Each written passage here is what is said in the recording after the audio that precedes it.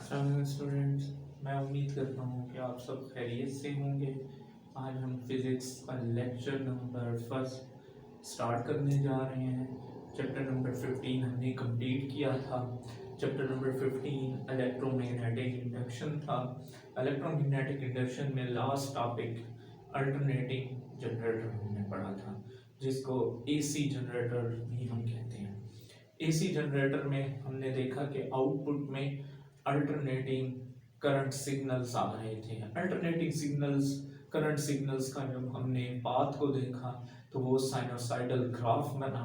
उस sinusoidal graph से हमें ये मालूम हुआ कि आउटपुट में जो करंट आ रही है उसकी डायरेक्शन कंटिन्यूअसली तब्दील हो रही है और मैग्नीट्यूड भी तब्दील हो रहा है। अब उसी ही बेस पे चैप्टर नंबर 16 आज हम स्टार्ट करने जा रहे हैं। चैप्टर नंबर 16 का नाम है अल्टरनेटिंग करंट और हमारा आज का टॉपिक भी अल्टरनेटिंग करंट है। अल्टरनेटिंग करंट का सबसे पहले आपको बैकग्राउंड बता दूं कि अल्टरनेटिंग करंट हम किस लिए यूज करते हैं। अल्टरनेटिंग करंट एक तो बहुत ही कम इसके ऊपर कॉस्ट आती है जनरेशन की भी, और दूसरा कि अल्टरनेटिंग करंट काफ़ी दूर तक ट्रेवल कर सकती है। इसमें एनर्जी लॉसेस बहुत ही कम होती हैं, जबकि डीसी जिसको हम डायरेक्ट करंट पे होते हैं वो दूर तक ट्रेवल भी नहीं कर सकती। उसमें एनर्जी लॉसेस क्योंकि ज़्यादा होते हैं, दूसरा ये कि उसकी प्रोडक्शन कॉस्ट भी बहुत ज़्यादा आती है। तो सबसे पहले देख लेते हैं कि अल्टरनेटिंग करंट को। तो अल्टरनेटिंग करंट के लिए बैकग्राउंड में the alternating current is world wide use because it can transmitted to long distance at very low cost। पूरी दुनिया में अल्टरनेटिंग करंट ही यूज होती है।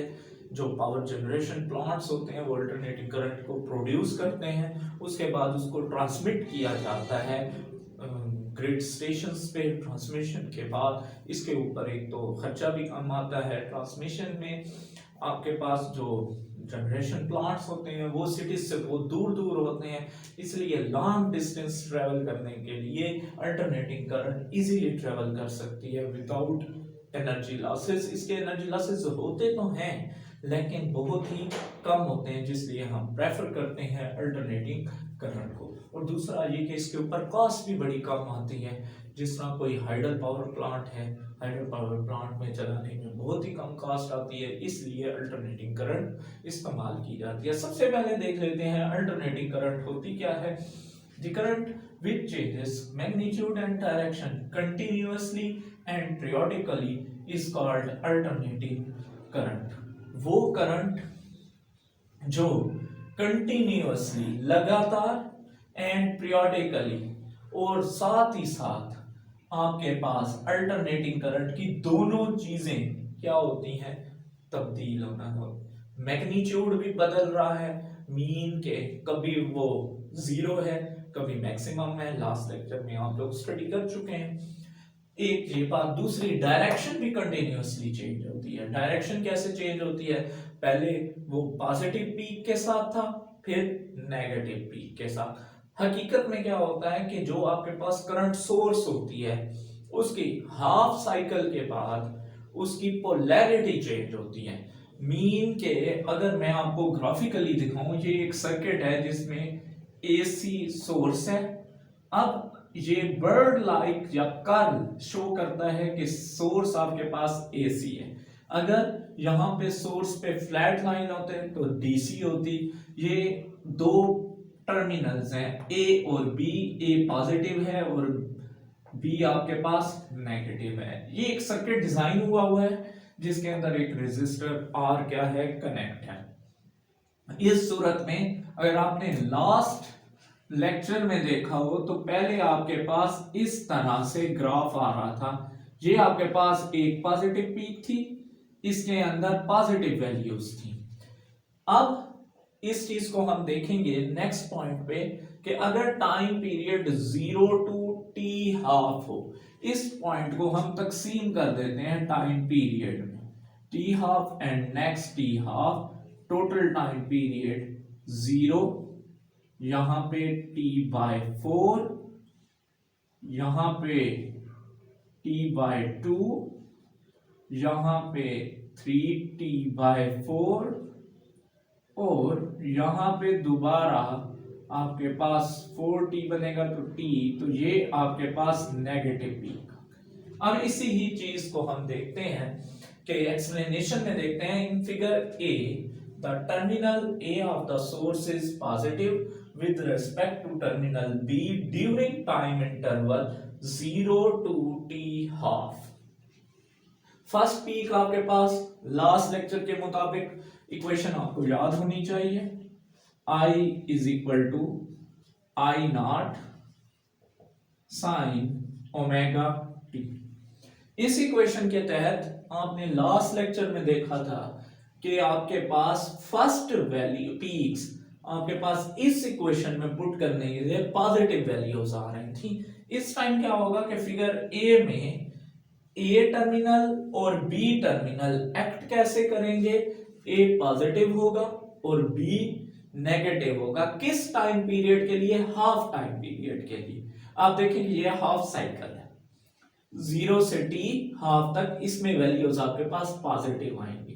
पॉजिटिव वैल्यूज हैं तो आपके पास यहाँ पे अगर आप पीक्स को देखें तो ये आई नॉट होएगा और यहाँ पे नेगेटिव वैल्यूज आएंगी तो माइनस आई नॉट। इस चीज को देखते हैं किस तरह से समझ सकते हैं कि आपके पास फिगर ए के मुताबिक टर्मिनल ए और बी कैसे एक्ट करेंगे, ए पॉजिटिव होगा और बी क्या होगा, नेगेटिव। तो इस वक्त करंट यहां से आगे इस नेगेटिव टर्मिनल पे जो पहुंचेगी उसको वक्त कितना लगेगा, 0 से t हाफ। मतलब ये कि अगर ये 1 सेकंड में पहुंचती है यहां तक, 1 सेकंड अगर इसको एक साइकिल कंप्लीट करने में लगता है, एक साइकिल 1 सेकंड में, तो इसकी फ्रीक्वेंसी 1 हर्ट्ज हो जाएगी।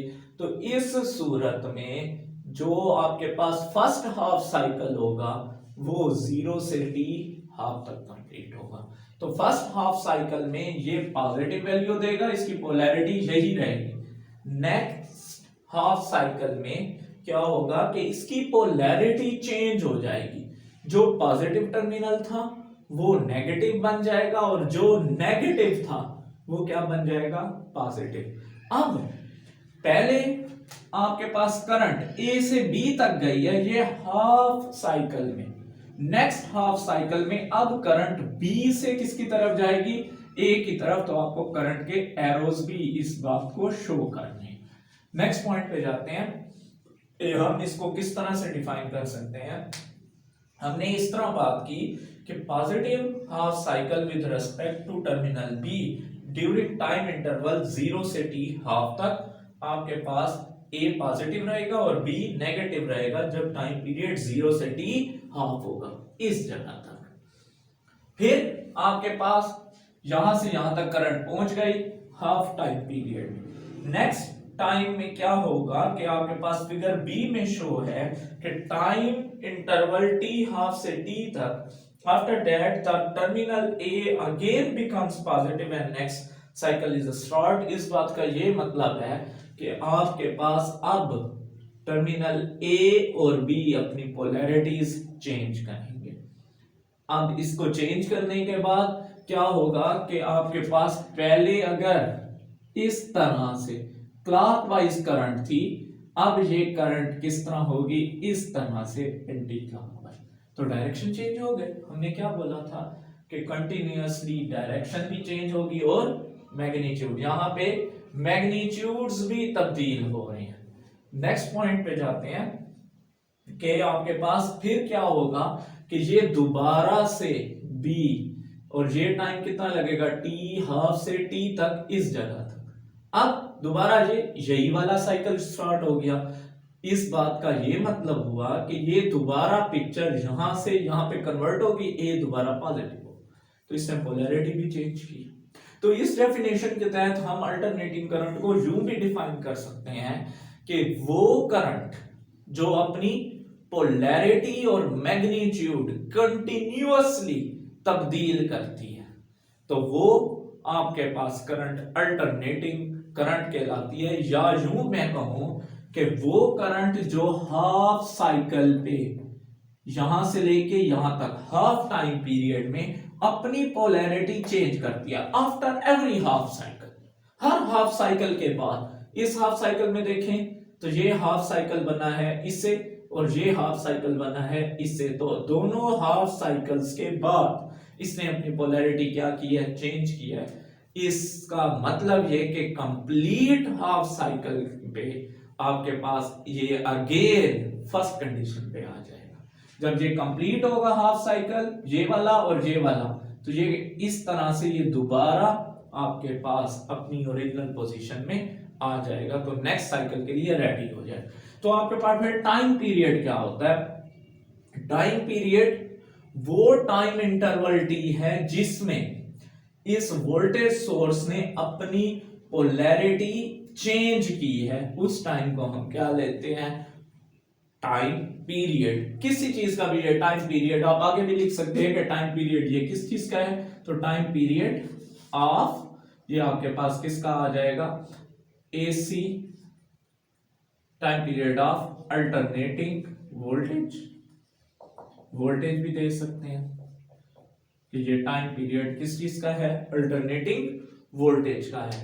और अल्टरनेटिंग वोल्टेज के लिए भी equation V is equal to V naught sine omega t आ जाएगी आपके पास। इस डेफिनेशन का क्या मतलब है कि वो टाइम पीरियड टी जिसमें वोल्टेज सोर्स ने एक बार पोलैरिटी चेंज की। देखें यहां से यहां तक एक ही बार पोलैरिटी चेंज हुई है, तो यहां से यहां तक इस वेव को जो वक्त लगेगा वो वक्त इसका क्या कहलाएगा? आपके पास टाइम पीरियड कहलाएगा। फ्रीक्वेंसी क्या होती है? फ्रीक्वेंसी आपके पास दर हकीकत नंबर ऑफ रेवोल्यूशंस होती हैं वेव्स की, कि वेव्स ने कितने रेवोल्यूशंस की हैं कितने टाइम में? 1 सेकंड में। अब टाइम पीरियड अगर आपके पास ये है कि वो साइकिल को कंप्लीट करने का वक्त है, तो ये आपके पास फ्रीक्वेंसी उसका उलट होगी कि ये आपके पास कितने साइकिल्स 1 सेकंड में कंप्लीट हुए। डेफिनेशन के मुताबिक क्या होगा? The number of cycles completed in 1 second, के 1 सेकंड में इस वेव ने कितने साइकिल्स कंप्लीट किए हैं, वो नंबर ऑफ साइकिल्स क्या कहलाएंगे? अल्टरनेटिंग करंट की फ्रीक्वेंसी कहलाएगी। अब पाकिस्तान में अल्टरनेटिंग करंट जो आपकी यहीं पे यूज हो रही है उसकी फ्रीक्वेंसी कितनी है? 50 हर्ट्ज है, जबकि अमेरिका में इसको 60 हर्ट्ज यूज किया जाता है। फ्रीक्वेंसी क्योंकि रेसिप्रोकल ऑफ टाइम पीरियड है, तो इसका F इज इक्वल टू आ जाएगा 1/T। T is the time period, तो इसका यूनिट आपके पास क्या होगा? हर्ट्ज होगा। तो नेक्स्ट चीज को अभी हम आगे देखते हैं नेक्स्ट पॉइंट पे। ओके